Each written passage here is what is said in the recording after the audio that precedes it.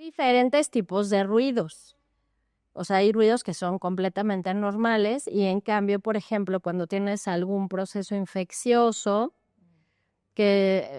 cuando tienes el dolor cólico, que es una contracción muy fuerte, un espasmo, dependiendo del contenido también se puede llegar a escuchar un ruido distinto. O sea, cuando tienes diarrea.